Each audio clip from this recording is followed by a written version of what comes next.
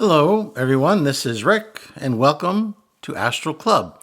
I hope everybody had a great holiday season. This is Ancient Venus Akashic Records. Before I get into it, just want to mention Patreon. If you'd like to support the channel, which many of you are doing, on Patreon, you can do so. And when you join Astral Club on Patreon, you get advanced episodes on Sunday, commercial free, a library of downloaded episodes for your podcast app, and a Patreon email where we can talk back and forth and you can ask questions. Next up, private lessons. Had a lot of people signed up for private lessons. If you'd like a lesson to learn how to astral project, be more than glad to work with you. All you have to do is just go into the description where you'll find a link to Patreon and also an email where you can request further information on lessons to astral project. You know, I recently checked out Mars and I was able to find out some good information. So I started thinking, where else could I go? And Venus seemed to be a likely candidate. At the same time, I've also been thinking about the Akashic Records, and people from time to time ask me about the Akashic Records. And I do enjoy going there from time to time, although I really enjoy personal investigation a lot more than going to the records. That's just my own personality.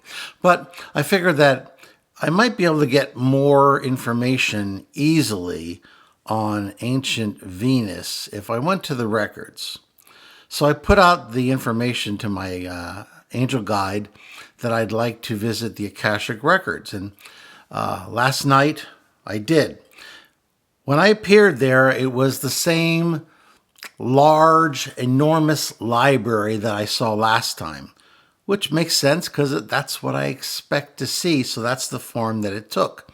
There was an older woman there impatiently waiting for me, which I guess is also what I expected, which is why they took on that form. Because, you know, libraries, older librarians, you see pretty much what you're expecting to see in this case. So I tried I tried some pleasantries like, oh, hi, how are you? Thank you. She was very abrupt. She just said, follow me, and took me to this room. Told me to go inside. And before she left, I was just looking around and it was a blank room. And this is the first time I've seen something like this in the Akashic Records. And she said, once again, a little impatiently, just think, concentrate on what you wish to see, and it'll be projected on all the walls. And if you wish, you'll be able to feel like you were actually there. I asked, will they be able to see me? And she looked at me like I was a slow child. She said, of course not. You're just seeing the shadows of the past. So I said, thank you. She didn't acknowledge my thank you and just left me alone. So there I was inside of this empty room with blank walls. And I just started thinking about ancient Venus. And bam! It came on me like I was soaring through space. Suddenly I was hovering above ancient Venus. And it looks very much like it looks today, covered with clouds. And I believe the average temperatures today on Venus are hot enough to melt lead. So it's not a very nice place to be for third dimensional beings today. So I decided to do what I did with Mars and think about going backwards. But because I was in the Akashic Records, I felt a little bit more confident about directing myself. And I thought, I want to go back to a time when Venus was had water. And bam, I felt like I went back a few billion years. And there I was, hovering above a very different planet now. It had several large bodies of land, one in the north, one in the south, and there was a number of islands throughout the middle part. And of course, there was a lot of ocean. I then thought, okay, what if I ask to go to where there was life or civilization? I tried to leave it open. I didn't want to assume anything, so I said life or civilization. And at first there was it's almost like the images were projecting so fast that I said, whoa, whoa. I thought, slow it down, slow it down. And then finally the images started slowing down so that I could actually process the information. What I saw was a changed planet again. There was still northern and southern land masses, but some of the islands were in different places. Once again, though, it looked very beautiful. I saw greenery on the land, so I zoomed in closer. And as I zoomed in closer, I saw something that was reflecting light, and it caught my eye. So I zoomed in on the coast of the southern continent, and there I beheld something which took my breath away. It looked like a crystal city, sparkling in the sun. So I went in closer. As I got in closer, I noticed that it was many of these crystalline buildings. And when I zoomed in my vision on the crystal, I could tell that it was a type of silicate because there was imperfections running all throughout it, like striations. So it was as if somebody built a city out of something that had silicate in it. It was then that I noticed that this was a city, and there were many streams, navigable streams, running all through this civilized area, this city. And floating in these streams were these boats.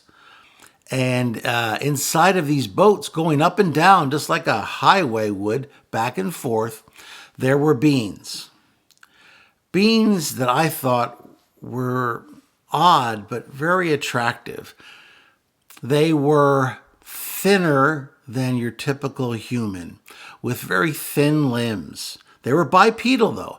They had 2 legs and 2 arms and a head. And I noticed they only had 3 fingers and a thumb. And their skin was a coppery type of skin. And it looked to me to be a little thicker than what human skin would be. Their faces were sort of a cross between reptilian and amphibian. But on the whole, they were what I would consider an attractive race. Their eyes were a little bulbous for my tastes, but they were going about in these boats. And as I looked more carefully at these boats, and they were shaped kind of like canoes, they were powered, though, by some sort of a propelling mechanism. And as I looked closer, it looked like they were using solar energy, because I saw things that looked like solar cells. They were silvery, but they were in a form of a panel. And I'm assuming that they were using solar energy to power these boats. And they were just going up and down, back and forth. And it looked like a thriving city. I went further up, and I could see that there was a central plaza with a lot of different types of plants and things that resembled large ferns instead of trees. But they were very large, and it was quite a nice city. It kind of reminded me of like a Venice type of thing, with all of the byways being these canals or rivers. I couldn't tell whether they were naturally occurring or not. On the whole, it was a very, very beautiful, very captivating vision. All these strange beings going about their life. I would say, because I saw some get out of a boat, they were probably around 2.5 meters or about 8 feet tall on average. And as I said, they were very slim. But on the whole, I would consider them, if you kind of get over the whole reptilian amphibian thing, I thought they were rather attractive. As I soared around, I noticed that there was not only some large buildings, but there were some smaller buildings. And I went into one of the smaller buildings, and I noticed that there was a large group of people in there which were sharing a meal. I don't know if they were some sort of a extended family, or if it was some sort of a celebration where there was a lot of people brought together. I can't be sure. But it was quite miraculous. And I started thinking to myself, wow, it's almost like I'm there, even though I know I'm in the Akashic Records. Naturally, they could not see me, which I'm quite used to when I astral project. So I flew higher. I then asked the Akashic Records about what time period I was in. And it gave me information which wasn't quite as easy to understand as I thought. My estimate, though, is that it was somewhere between 800 and 750 million years ago, somewhere in that time frame, because the information I got was given to me in a form that I was trying to decode. I wish it would have just given me a nice number, but that's not what worked. So I'm assuming that we're somewhere around 800 million years ago to 750 million years ago. As I observed, I started asking to progress a little bit further. And as I did, I sensed there was this anxiety that was now coming off of these beautiful people and their civilization. And by the way, I got the sense that this wasn't their only crystal city, that there were others. This was just one of their, probably nicer ones that I had, happened to find on the coast of the ocean down by their southern continent. And the anxiety was related to the sun and also to their planet itself. Their scientists evidently had found that the sun was getting hotter gradually, and they believed that long term that would endanger life on their planet. They were also concerned about volcanism, and that's when I finally got the idea of why they were concerned about the planet itself, that their scientists had detected fairly large, not only earthquakes and faults, but also what we would call supervolcanoes. As I progressed a little further, I saw that they were building spacecraft and that they were launching to various places to scout out possible places to send Venusians to possibly colonize or to move, if at all possible. I know they sent some to Mars, and I don't know what happened to those that expedition. But the one that I was most interested in was I sensed that they were going for the Earth because they were thinking about the planet that was closest to theirs that they thought might be able to support life. And as I watched and slowly progressed, 8 craft took off. And as they left the planet Venus, each one of them opened up this lovely, enormous silver sail. It must have been some sort of solar sail technology, I imagine. And I watched as these 8 ships headed towards the blue-green planet that we now know today as Earth. I kind of had my fingers crossed. I was hoping for them.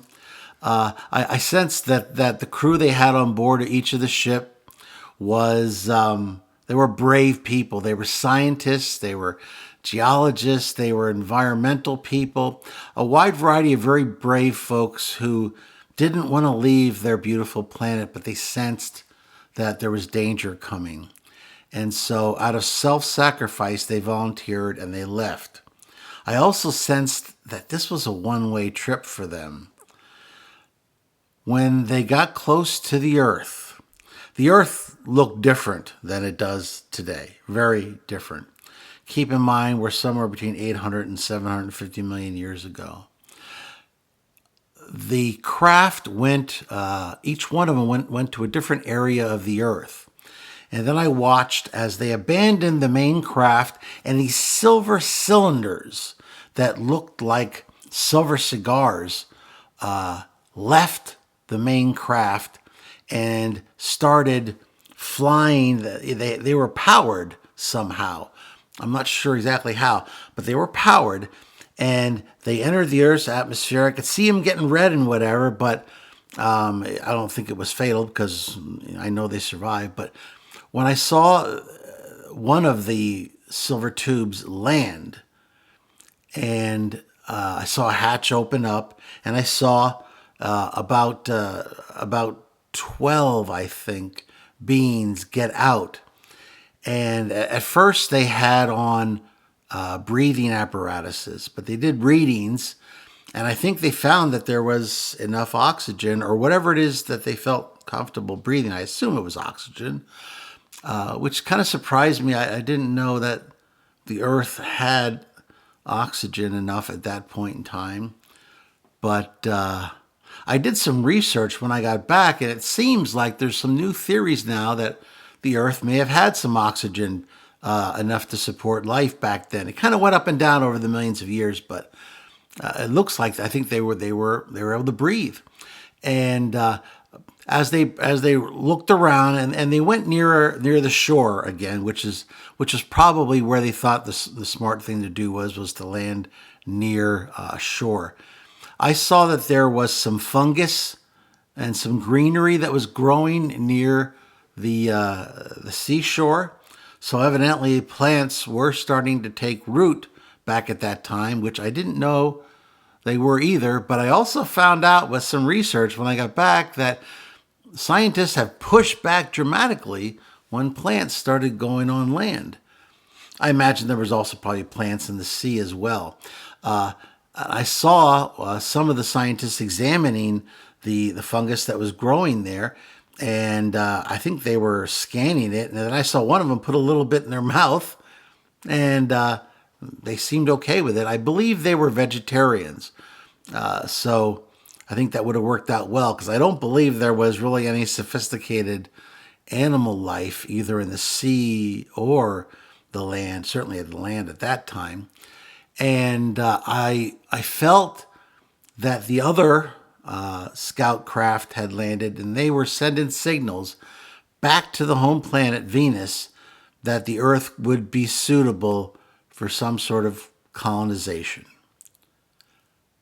The next thing that I saw, though, as I progressed forward, I was over Venus once again, and I saw huge fleets of these ships being prepared. And there was a number of other waves of craft that started heading towards Earth. But the vast majority was not ready yet when disaster struck. In the southern continent, I saw, it was almost like the whole continent just blew up in my face. It was an enormous, what I could only term a supervolcano that exploded, and it took out a major part of the southern continent. And then to make matters worse, I saw another one blow up on the northern continent. I could feel these people. I could feel their fear. Yes, they weren't humans, but I could feel their suffering, their fright, their fear. It was awful. And I could feel them dying. I began to see all of that particulate matter from the volcanoes rather, just covering the planet. And then I could sense that there were other earthquakes that were happening, major earthquakes.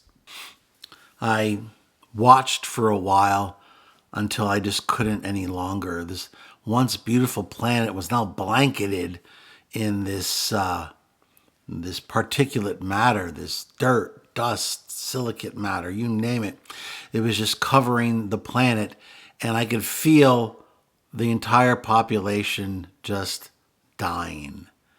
And when I felt the final death blow, I just stopped, and the room went white again.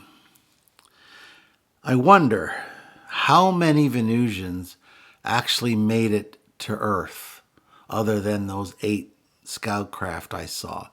I know there were some other waves that did make it, but I don't know how many. And who knows what happened? Did they survive for any length of time? Did they die off quickly? Were they able to establish any kind of a colony for any length of time? I mean, 800 million, 750 million years ago. Keep in mind, this was way before the dinosaurs. This was very early on in the history of life on Earth. Did those craft, or were those silver tubes, do they still exist in the Earth somewhere? Are they buried? Are they destroyed? Will we ever find any evidence of any of these Venusians that perhaps did arrive on Earth and perhaps did survive for some length of time? Maybe they were able to build a village or a small civilization. Who knows? You know, you're talking about hundreds and hundreds of millions of years. You know, time hides and buries everything. But it was sad seeing such a beautiful planet just becoming annihilated, and such a beautiful race going extinct. I have to imagine what it would be like if they were still alive today on Venus, and if we had a place to go. I have to believe that we'd be more advanced. We'd want to visit Venus, then they'd visit us, and maybe we'd have peace. That'd be great. At any rate, that was my experience with Venus. Something that I wasn't expecting, quite frankly, but I think it's pretty powerful. It tells me that life finds a way. I was just watching Jurassic Park again when I was visiting my daughter up north.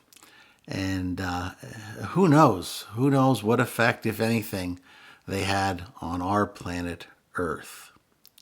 Well, that was my experience. I hope you found it interesting. If you did, please hit the like button, share it with those of like minds, subscribe if you haven't already, and please, questions, comments, I really want to hear from you.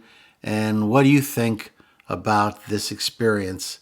Have you ever had any experiences like this? Do you have any questions? I'd be glad to answer them to the best of my ability.